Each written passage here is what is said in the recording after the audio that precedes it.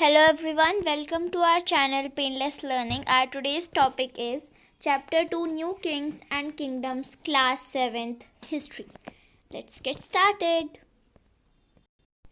तो जैसा कि आप सब जानते हैं कि 7th सेंचुरी के बाद बहुत सी नई डायनेस्टीज़ इमर्ज हुई, तो मैप 1 कुछ ऐसी ही मेजर रूलिंग डायनेस्टीज़ को दिखाता है.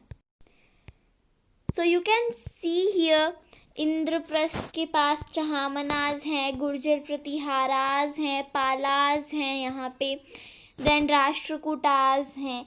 ये कुछ मेजर रूलिंग डायनेस्टीज थी इस टाइम की. The emergence of new dynasties. तो न्यू डायनेस्टीज कैसे इमर्ज हुई? तो 7th सेंचुरी जब आई तो वहाँ पे बहुत बड़े बड़े लैंड लॉर्ड्स थे जिनके पास बहुत ज़्यादा लैंड था, और वॉरियर चीफ्स थे, अलग अलग रीजन्स में थे सब कॉन्टिनेंट के.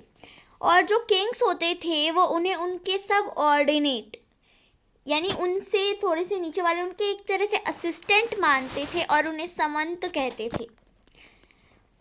उन्हें क्या कहा जाता था, मतलब उनसे एक्सपेक्ट किया जाता था कि वो उनके किंग्स के लिए गिफ्ट्स लेकर आएंगे, उनके कोर्ट्स में प्रेजेंट होंगे और उनको मिलिट्री सपोर्ट भी देंगे.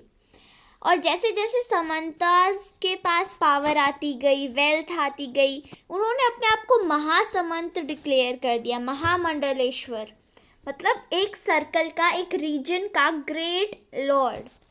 और ऐसे ही वो अपने आप को अलग अलग तरीके से कुछ कुछ डिक्लेयर करते गए. सम टाइम उन्होंने अपनी इंडिपेंडेंस भी असर्ट कर दी उनके ओवरलॉर्ड्स से. उनके ओवरलॉर्ड्स थे किंग, तो उन्होंने बोल दिया कि हम अब इनके नीचे और काम नहीं करेंगे, ये हमारे अब और ओवरलॉर्ड नहीं है, हम इंडिपेंडेंट हैं. ऐसा ही एक इंस्टेंस है राष्ट्रकूटाज का डेक्कन में. तो एक सब ऑर्डिनेट था, चालुक्यास जो थे कर्नाटका के, उनका एक सब ऑर्डिनेट था. और मिड 88th सेंचुरी में दांती दुर्गा जो एक राष्ट्रकूटा चीफ था, उन्होंने अपने चालुक्य ओवरलॉर्ड को ओवरथ्रू कर दिया, कह दिया, अपनी इंडिपेंडेंस जो है वो अनाउंस कर दी और एक रिचुअल भी परफॉर्म किया which is known as Hiranyagarbha, golden womb. इसका मतलब होता था कि जब ये रिचुअल परफॉर्म किया जाएगा ब्राह्मण्स की हेल्प से, तो इसका मतलब एक तरह से होता है कि जो सैक्रिफाइसर है, जो ये रिचुअल परफॉर्म कर रहा है, उसका रीबर्थ हो रहा है एक क्षत्रिय के रूप में. इवन वो बर्थ से एक क्षत्रिय नहीं था, बट अगर वो इसको परफॉर्म करेगा तो वो क्षत्रिय बन जाएगा.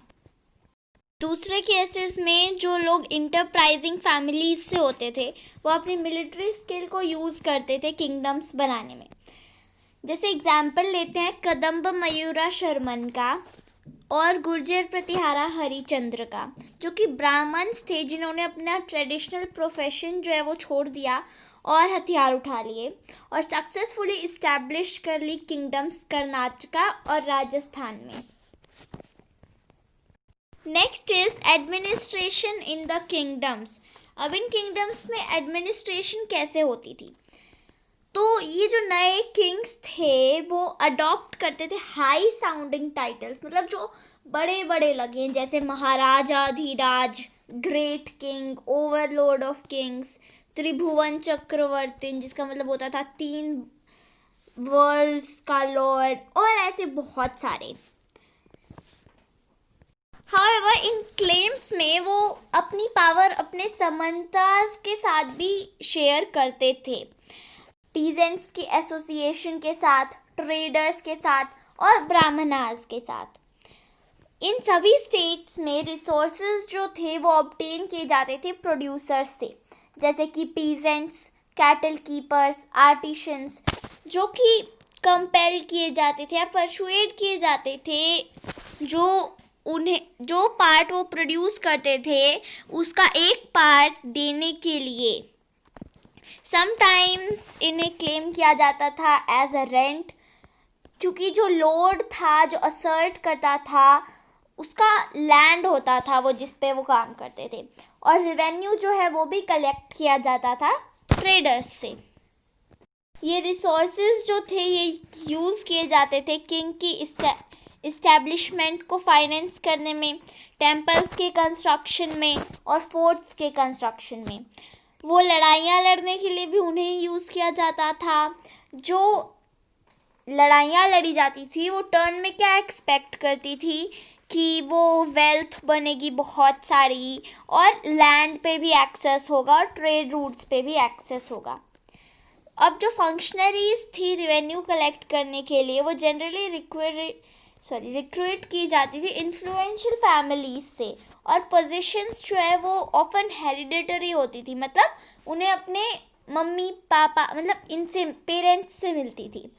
ये ट्रू था आर्मी में भी। कुछ केसेस में क्लोज रिलेटिव्स जो होते थे किंग्स के, वो भी इन पोजीशंस को हेल्ड करते थे। Next we are going to talk about prashastis and land grants. Prashastis में जो डिटेल्स होती हैं वो ज़रूरी नहीं है सच हो, बट वो ये बताती हैं हमें कि जो रूलर्स थे वो अपने आप को डिपिक्ट करना चाहते थे किस तरह से, जैसे वेलिएंट के रूप में, विक्टोरियस वॉरियर्स। अगर हम एग्जाम्पल लें तो ये जो है ब्राह्मण्स ही इसे कंपोज करते थे, जो कि एडमिनिस्ट्रेशन में हेल्प किया करते थे। मतलब इसमें प्रशस्ति मतलब प्रशंसा होती थी, इसमें उनके बारे में बुराइयां नहीं लिखी जाती थी इनमें। अब जो किंग्स हैं वो ब्राह्मण्स को रिवॉर्ड करते थे, फिर कि उन्होंने उनकी इतनी अच्छी प्रशंसा की, उसके लिए वो उन्हें रिवॉर्ड करते थे और रिवॉर्ड में देते थे लैंड के कुछ हिस्से, और इन हिस्सों को जो है कॉपर प्लेट्स पर रिकॉर्ड किया जाता था जो लैंड के मालिक को दी जाती थी। These are those copper plates. जो 12th सेंचुरी में अनयूजुअल था वो था एक लॉन्ग संस्कृत पोएम जिसमें किंग्स की हिस्ट्री होती थी जो रूल करते थे कश्मीर के ओवर। ये जो कंपोज की जाती थी ऑथर के द्वारा, जिसका नाम होता था कल्हना। वो वैरायटी ऑफ सोर्सेज यूज़ करता था, इंस्क्रिप्शंस, डॉक्यूमेंट्स, आई विटनेस अकाउंट्स और पहले की जो हिस्ट्रीज थी उसका अकाउंट लिखने में। दूसरे राइटर और जो राइटर्स होते थे प्रशस्तीज के, उनकी तरह नहीं, वो क्रिटिकल होता था रूलर्स के लिए और उनकी पॉलिसीज के लिए, मतलब वो उनकी प्रशंसा नहीं करता था हर जगह। Next is warfare for wealth. अब लड़ाई करना वेल्थ के लिए। आपने ये तो नोटिस किया होगा कि जितनी भी रूलिंग डायनेस्टीज थी वो एक स्पेसिफिक रीजन में थी, एट द सेम टाइम वो दूसरे एरियाज को भी कंट्रोल करने की कोशिश कर रही थी। ऐसा ही एक पर्टिकुलर एरिया था, वो था कन्नौज, जो कि गंगा वैली में है।